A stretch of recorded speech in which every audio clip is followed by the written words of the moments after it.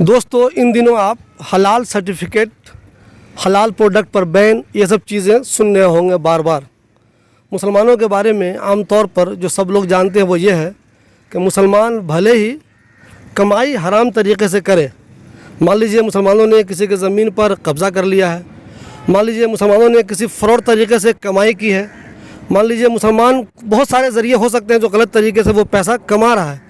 लेकिन मुसलमानों में एक खूबी ये होती है कि जब वो गोश्त की दुकान पर जाता है उससे ये ज़रूर कहता है कि मुझे हलाल वाला गोश्त दीजिएगा, चाहे उसका पैसा वो हराम का ही क्यों ना हो। हमारे साथ यहाँ पे ज़ुबैर खान सईदी साहब हैं। इस टॉपिक पे मैं इनसे इसलिए बात कर रहा हूँ, इनको दीन दुनिया दोनों की समझ है। इन्होंने अलीगढ़ मुस्लिम यूनिवर्सिटी से तालीम हासिल की है, इन्होंने जामिया से तालीम हासिल की है, ये JNU में भी रहे हैं, ये उमराबाद में भी रहे हैं और इन चीज़ों को सही से समझते भी हैं। इन्होंने फेसबुक पर इस ताल्लुक़ से कुछ लिखा भी है। ज़ुबैर साहब, सबसे पहले हमारे दर्शकों को आप ये बताइए कि योगी जी ने जो फैसला लिया कि हलाल प्रोडक्ट बैन होगा, एग्जैक्ट शॉर्ट में ज़रा ये बताइए क्या चीज़ है, क्या फ़ैसला लिया उन्होंने? दरअसल एक शिकायत मौसूल हुई थी उनको। उसमें ये लिखा हुआ था कि मार्केट में कुछ ऐसे उत्पाद मौजूद हैं जिन पर हलाल का सर्टिफिकेट का एक वो लगा होता है, ठप्पा लगा होता है, जिसकी वजह से जो दूसरी कंपनियां हैं उनके सेल पे फ़र्क पड़ रहा है। तो उस पर उन्होंने संज्ञान लेते हुए ये कहा कि जो ये हलाल सर्टिफिकेशन है ये कोई ऑथराइज गवर्नमेंट की तरफ से नहीं है, इसलिए उन्होंने अपने उत्तर प्रदेश के अंदर हलाल सर्टिफाइड जो चीज़ें जो मार्केट में मॉल्स में बिक रही थी उस पर उन्होंने मुकम्मल तौर से बैन कर दिया है। क्या मुसलमान इतना नासमझ है कि उसे किसी सर्टिफिकेट की ज़रूरत है? उसे नहीं मालूम है कि कौन चीज़ें हलाल हैं, कौन चीज़ें हराम हैं? नहीं, मुसलमान बिल्कुल भी नासमझ नहीं है इन चीज़ों में कि क्या चीज़ हलाल है, क्या चीज़ हराम है। क्लियरली मेंशन है कुरान के अंदर, हदीस के अंदर, और हर मुसलमान जानता है क्या उसके लिए हराम है और क्या उसके लिए हलाल है। ये अलग बात है कि बहुत सी चीज़ों पर उसका अमल नहीं है, हम उसकी तरफ नहीं जाएंगे, लेकिन बिलखुसूस जब वो खाने की तरफ जाता है गोश्त ख़रीदने के लिए, उस टाइम ये ज़रूर देखता है कि ये झटके का माल का गोश्त तो नहीं है, ये हलाल किया गया है या नहीं किया गया है, ये तो उसकी आदत में है। लेकिन ये जो सर्टिफिकेट जो हैं ये दरअसल पैक चीज़ों के लिए होते हैं, जो टेट्रा पैक चीज़ें और जो मार्केट में जिनको इंपोर्ट एक्सपोर्ट भी इनके साथ में शामिल होता है। मॉल में जो फ्रोज़न जो चीज़ें बिकती हैं, क्योंकि वहाँ पर एलीट क्लास के लोग आते हैं तो उनकी एक आदत में है, वो देखते हैं कि उसके अंदर हलाल लिखा हुआ है या नहीं लिखा हुआ है। इसलिए ये चीज़ जो है एक पढ़ा लिखा जो मुसलमान है जिनको शायद उतनी ज़्यादा नॉलेज नहीं है, तो वो सिर्फ उसी पर देखता, जैसे एक्सपायरी डेट देखता है वो और रेट देखता है, वैसे ही वो हलाल सर्टिफिकेट को देखता है वहाँ पर। ज़ुबैर साहब, ये बताइए, जैसे आपने बताया कि जो पढ़ा लिखा मुसलमान है, ज़्यादातर लोग आप तो पढ़े लिखे ही हैं, तो वो ये ज़रूर देखता है कि वो हलाल है या नहीं है। तो क्या आपको ऐसा लगता है कि जब कुछ लोगों को ये अंदाज़ा हुआ कि मुसलमान इन चीज़ों पर गौर करता है, तो क्या उन्होंने सर्टिफिकेट देने की एक दुकान तो नहीं खोल ली? और अगर उन्होंने दुकान खोल ली तो क्या उनको किसी ने ये कहा, किसी ने उनको परमिशन दी, गवर्नमेंट ने उनसे कहा, गवर्नमेंट से इनको किसी तरह का कोई अप्रूवल है कि वो ये बताएं कि फ़लाना सामान हलाल है या फ़लाना सामान हलाल नहीं है? जो लोग सर्टिफिकेट दे रहे हैं, हम किसी का नाम नहीं ले रहे हैं, 3 कंपनियों के ख़िलाफ़, जो 3 ऐसे हैं सर्टिफिकेट देने वाले, उनके ख़िलाफ़ बाज़ाब्ता FIR भी हो गई है। तो जो लोग ये सर्टिफिकेट दे रहे हैं उसको ये किसने कहा कि तुम सर्टिफिकेट दो, वो ये इस अहल है कि वो सर्टिफिकेट दें? ये बड़ा अहम सवाल आपने किया है।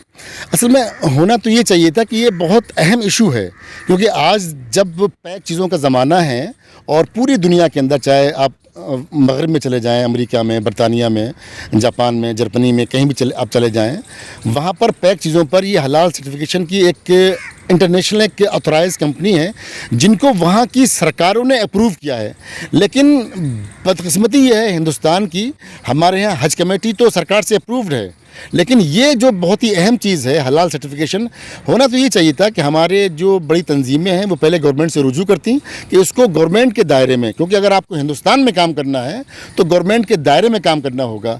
बिना गवर्नमेंट के ऑथराइज़ किए हुए अगर ये सर्टिफिकेट बेच रहे हैं या बांट रहे हैं या इशू कर रहे हैं या इसका कारोबार कर रहे हैं, इसके चांसेस हैं, क्योंकि कुछ ऐसी कंपनियां हैं गैर मुस्लिमों की, बड़े बड़े एक्सपोर्टर्स की, जिनको हलाल के लाइसेंस बड़े आसानी से मिल गए हैं। मैं किसी का नाम नहीं लूँगा, आप जानते हैं बड़ी गोश्त की एक्सपोर्टर कंपनियां हैं जिनको आसानी से लाइसेंस मिल जाते हैं, और जो छोटी कंपनियां हैं उनको लाइसेंस नहीं मिलते हैं।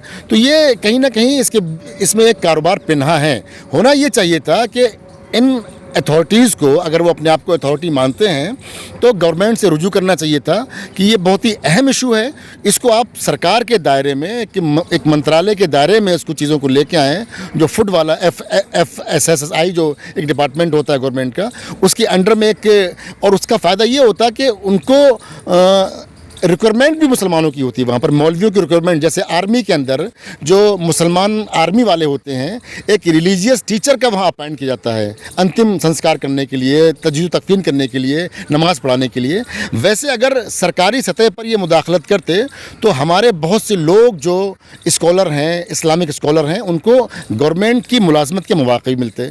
तो ये जब नॉर्म्स के ख़िलाफ़ गैर ज़िम्मेदाराना तरीके से जब ये काम हो रहे हैं, इसलिए इन पर परेशानियाँ आ रही हैं। मुझे साहब ये बताइए, जो हम लोग लोकल में दुकानें देखते हैं, चाहे वो मुर्गे वाला हो या चाहे कोई और हो, हम अपनी नज़रों के सामने उसको देखते हैं, वो बिल्कुल गंदा सा रहता है, नापाक सा रहता है, कभी मैंने साफ़ सुथरा देखा नहीं, खटाखट वो 10 मिनट के अंदर 50 मुर्गा कर देता है। तो क्या जो इस्लामी तरीक़े हैं, आपको लगता है वो आदमी उस पर अमल कर रहा होगा या नहीं कर रहा होगा? तो क्या मुसलमानों को उस पर कभी एतराज़ तो होता नहीं है? फिर ये हलाल प्रोडक्ट पे लिखा होना क्या ज़रूरी है?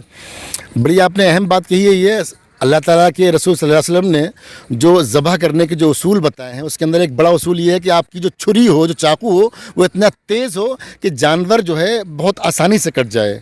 अगर मथरा या थोड़ा सा वैसी छुरी है तो बिल्कुल उसको नाजायज़ उसको करार दिया गया है।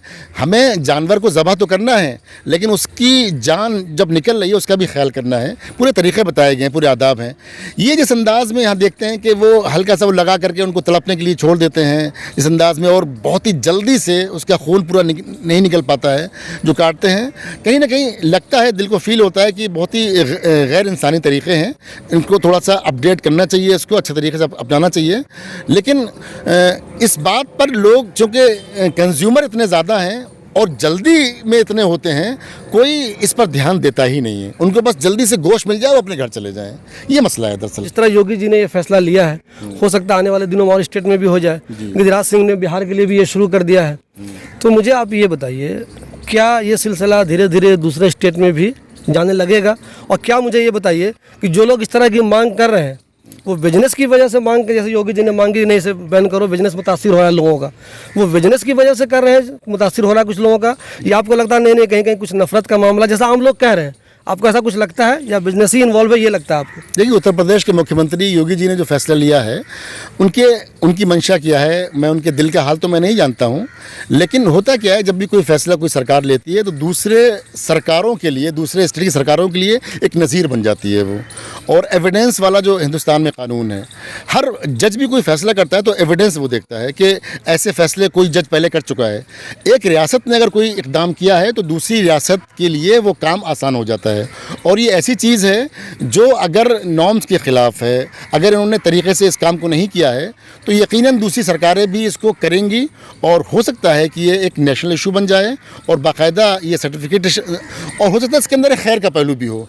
अभी चूँकि ये लाइसेंस जो हैं अपने मनमानी से इशू कर रहे थे, हो सकता है कि इसके अंदर खैर का पहलू हो, इसमें इस्लाह हो जाए और बाकायदा गवर्नमेंट को संज्ञान लेना पड़े और एक कमेटी बना करके, और एक बाकायदा जैसे नेशनल लेवल पर एक कमेटी उनको उसका गठन करना पड़े जो बाकायदा इसकी लाइसेंसिंग करे और सर्टिफिकेट जो है नॉर्म्स के अंदर बाकायदा एक बनाए जाएँ और उनको बाकायदा सर्टिफिकेट इशू की जाए। इसके अंदर खैर का पहलू भी हो सकता है और दूसरे स्टेट यकीनन उनके लिए नज़ीर बनेगी और ये पूरा नेशनल इशू बनने वाला है। देखिए दोस्तों, एक मुसलमान के लिए ये बहुत ज़रूरी है कि वो हलाल ही खाए, क्योंकि इस्लाम में हलाल ही खाने को कहा गया है।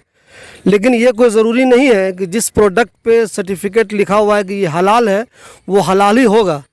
इसके पीछे कोई खेल भी हो सकता है, चूँकि बहुत से लोग पैसा लेकर कुछ भी गेम कर देते हैं, तो ये भी एक गेम हो सकता है। और दूसरी अहम बात यह है कि जब किसी को गवर्नमेंट ने ये कहा ही नहीं है कि तुम किसी को हलाल सर्टिफिकेट दो, तो वो भला किसी को हलाल या हराम का सर्टिफिकेट कैसे दे सकता है? ज़रूरी है प्रोडक्ट पे हलाल लिखा हो, अगर ऐसा कुछ है तो उसके लिए गवर्नमेंट को बाज़ाब्ता कमेटी बनानी होगी, उसमें उलमाए किराम को शामिल करना होगा और फिर बाज़ाब्ता एक अच्छे प्रोसेस से इस सिलसिले को शुरू कर सकता है। लेकिन कोई भी तंजीम, कोई भी इंडिविजुअल, चाहे वो कहीं का हो, वो अगर ये कहता है कि मेरे पास ये लाइसेंस है कि मैं किसी को बताऊं कि फ़लाना सामान हलाल है या फ़लाना सामान हराम है, ये किसी भी तरह से दुरुस्त नहीं है। इसके पीछे कोई खेल भी हो सकता है, अच्छे लेवल की इसके पीछे कमाई भी हो सकती है।